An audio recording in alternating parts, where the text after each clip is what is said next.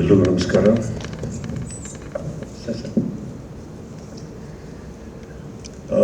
First time ನಾನು ಈ ಥರ ಇಷ್ಟೊಂದು ದುಡ್ಡು ಜಾಸ್ತಿ ಇದೆ. ಒಳ್ಳೆಯದಾಗಲಿ ಕಾರ್ತಿಕ್ಗೆ. ಆ್ಯಂಡ್ ನನಗೆ ಈ ಸ್ಕ್ರೀನಲ್ಲಿ ನೀವು ಹಾಕಿರೋದು ನೋಡಿದಾಗ ಒಂದು ಖುಷಿಯಾಗಿದ್ದು, ನನಗೆ ಒಬ್ಬರು ಒಳ್ಳೆ ಕಲಾವಿದರು ಸಿಕ್ಕಿದ್ರು, ಗಿರಿ. ನಿಮ್ಗೆಲ್ಲರಿಗಿನ್ನ ಚೆನ್ನಾಗಿ ಮಾಡಿದ್ದಾರೆ. ನೀವು ಒಂಥರ ಅಲ್ಲಿ ಕುತ್ಕೊಂಡು ನೋಡ್ತಾ ಇರೋ ಒಂಥರ ಪಾಲಿಸ್ಟ್ ಯೋಗರಾಜ್ ಬಿಟ್ಟಿದ್ದಂಗಿಲ್ಲ ಅಲ್ಲ. ಡಿಫ್ರೆನ್ಸ್ ಏನಂದರೆ, ಯೋಗರಾಜ್ ಭಟ್ ಏನು ಮಾತಾಡ್ತಾರೋ ನಮ್ಗೆ ಅರ್ಥ ಆಗಲ್ಲ, ಅಷ್ಟೇ ಡಿಫ್ರೆನ್ಸು. ಆ್ಯಂಡ್ ನಿಮ್ಮದು ಆ್ಯಕ್ಚುಲಿ ಸ್ವಲ್ಪ ಹಾಗೆ ಇದ್ದೀರಾ ಸರ್ ಎಲ್ಲ ವಿಚಾರದಲ್ಲೂ. ಸೊ ಏನಕ್ಕೆ ಇದನ್ನು ಹೇಳಿದೆ ಅಂದರೆ, ಬಿಕಾಸ್ ಭಟ್ರು ನಮ್ಮ ಮನೆಯವರು, ನನಗೆ ಭಾಳ ಆಪ್ತರು. ಆ್ಯಂಡ್ ಒಟ್ಟೊಟ್ಟಿಗೆ ಬೆಳ್ಕೊಂಬಂದವರು ನಾವು. So I wish you all the best. And ಒಂದು ನನಗೆ ನೀವು ಮೋಷನ್ ಪೋಸ್ಟರ್ ಮಾಡಿದ ರೀತಿ ಅರ್ಥ ತುಂಬ ಇಷ್ಟ ಆಯ್ತು. ಯಾಕಂದರೆ ಮೋಷನ್ ಪೋಸ್ಟರ್ ಅಂದರೆ ನಾರ್ಮಲಿ ಒಂದು ಮೋಷನ್ ಅಷ್ಟೇ, ಕೈಯೋ ಕಾಲು ಅಲ್ಲಾಡ್ತಾ ಇರುತ್ತೆ, ಆಮೇಲೆ ಇಂಟ್ರೊಡ್ಯೂಸ್ ಮಾಡ್ತೀವಿ. ತುಂಬ ಡೀಪಾಗಿ ಹೋಗಿದ್ದೀವಿ. And that only shows the passion of you sir. So but ಆದರೂ ಸ್ವಲ್ಪ ಹದ್ಗೆಟ್ಟಲ್ಲಿ ಇಟ್ಕೊಳ್ಳಿ ಮಾತು, ಏನೋ ಇದಿಷ್ಟು ಸಿಂಪಾಗಿ ಹಾಕಲಿ. See I have heard a lot ಗುರುವ್ರ ಬಗ್ಗೆ. ಅಲ್ಲಿಂದ ಸ್ಟಾರ್ಟ್ ಮಾಡಬೇಕು ಅಂದರೆ, ಗುರುವ್ರ ಬಗ್ಗೆ ತುಂಬ ಕೇಳಿದ್ದೀನಿ. ಪರ್ಸ್ನಲ್ ಆಗಿ ಅವರು ನನಗೆ ಪರಿಚಯಿಸ್ತಾರಲ್ಲ, ತುಂಬ ಅವರೊಟ್ಟಿಗೆ ಕಾಲ ಕಳೆದಿಲ್ಲ. But I have a lot of respect for what he does. And I am very happy and honour to be here sir. Giri ಅವರೇ, ನಿಮ್ಮ ಮಾತಲ್ಲಿ, ನೀವು ತೆಗಿತಾ ಇರೋ ಶೈಲಿಯಲ್ಲಿ ಮೈಕ್ ಬೇಕಪ್ಪ, ದಯವಿಟ್ಟು ಕುತ್ಕೊಂಡ್ಬಿಡಿ, ಗಲಾಟೆ ಮಾಡಿಬಿಡಿ ದಯವಿಟ್ಟು. ಇದು ನೀವು ಗಲಾಟೆ ಮಾಡಿಸ್ತಾರ ತಾನೆ. ಸೊ ಗಿರಿ ಅವ್ರದ್ದು ಒಂದು ನನಗೆ ಇಷ್ಟ ಆಗಿದ್ದು ನಿಮ್ಮ clarity sir. What ever said and done, ನಮಗೆ ಇಲ್ಲಿ ಕತೆ ಅಂತೂ ಅರ್ಥ ಆಗಲ್ಲ, ಬಟ್ ನಿಮಗೆ ವಿಪರೀತವಾದಂಥ ಕ್ಲಾರಿಟಿ ಇದೆ ಅಂತ ನನಗೆ ಅರ್ಥ ಆಯಿತು. ಒಬ್ಬ ನಿರ್ದೇಶಕನಿಗೆ ಕ್ಲಾರಿಟಿ ಇದ್ದರೆ ಅಲ್ಲಿ ನಿರ್ಮಾಪಕ ಅರ್ಥ ಆಗಿದ್ದ. ಇವ್ರು ಇನ್ನೂ ಚೆನ್ನಾಗಿ ಮಾಡಿದ್ರೆ 25% ಜಾಸ್ತಿ ಗೆದ್ದರು. ಹಾಗೆ ಇದು ಕೂತಿರೋಂಥ ನಮ್ಮ ಮಾಧ್ಯಮ ಮಿತ್ರರಿಗೆ ಇಷ್ಟ ಆದರೆ ಇನ್ನು 25% ಗೆದ್ದು ಸರ್, ಜನಕ್ಕೆ ತನಕ ಅವ್ರು ತೊಗೊಂಡೋಗ್ತಾರೆ ಅಂತ ಅನ್ಕೋತೀನಿ. So I wish you all the best. And Bigg Boss ಭಾಳ ಖುಷಿಯಾಗಿ ನಡೆಸ್ಕೊಡ್ತೀನಿ. ಮತ್ತು ಏನಪ್ಪ ಟೆನ್ಷನ್ ಅಂದರೆ, ಪ್ರತಿ ಸೀಸನ್ ಒಬ್ಬ ಹೀರೋ ಹುಡ್ಕೋತಾರೆ, ನಮಗೆ ತಾರೆ ನಾವು ಸರ್.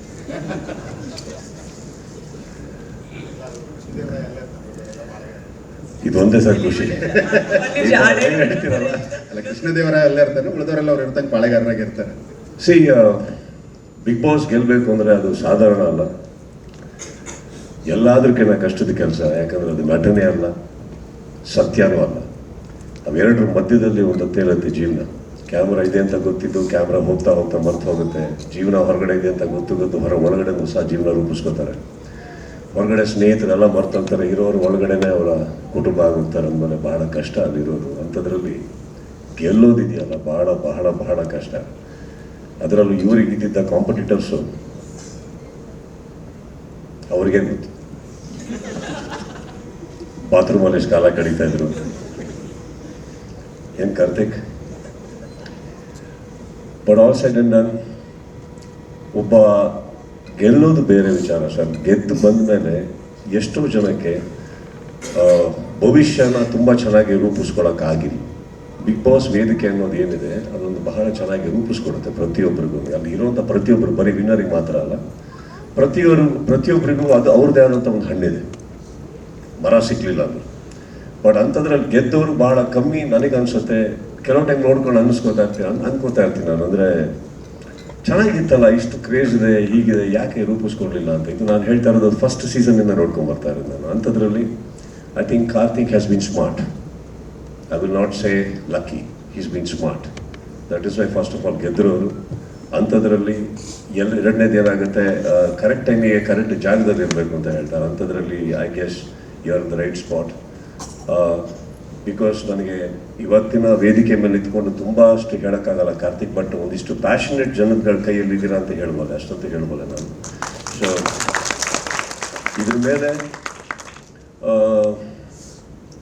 ಪ್ರಶ್ನೆಗಳು ಮಾಡಿ, ಒಳ್ಳೆಯದು. ಆ ಪ್ರಶ್ನೆಗಳಿಂದ ಕಲೀರಿ, ಹೇಳ್ಕೊಡಕ್ಕೆ ಹೋಗ್ಬೇಡಿ.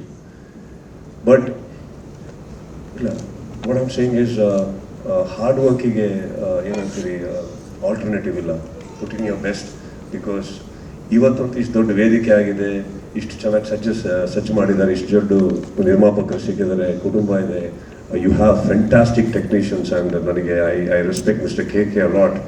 ಆ್ಯಂಡ್ ಇಂಥವರೆಲ್ಲ ಇರಬೇಕಾದ್ರೆ ಈ ಒಂದು ಕ್ಷಣ ಏನಿದೆ ಪದೇ ಪದೇ ಬರ್ಬೋದು.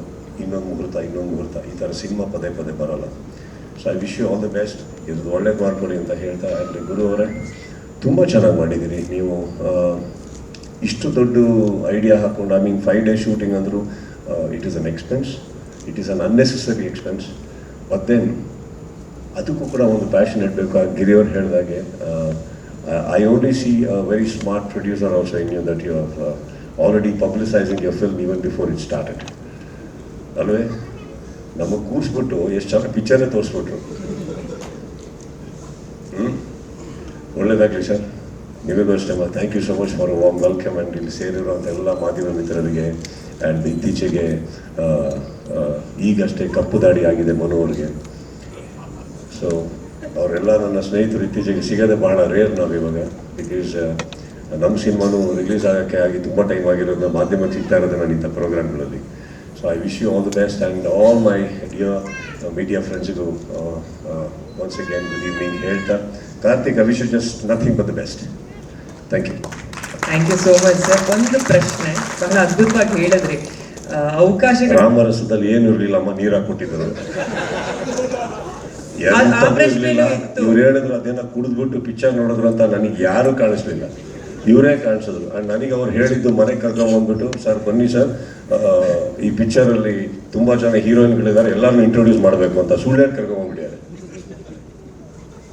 ಇವತ್ತು ಹೀರೋ ಇಂಟ್ರೊಡಕ್ಷನ್ ಸರ್. ತಮಾಷೆ ಬಹಳ ಅದ್ಭುತವಾಗಿ ಹೇಳಿದ್ರಿ. ಅವಕಾಶಗಳು ಬರ್ತಾ ಇರತ್ತೆ, ಅದನ್ನ ಕರೆಕ್ಟಾಗಿ ಬಳಸ್ಕೊಳ್ಳೋದು ಗೊತ್ತಿರಬೇಕು ಅಂತ.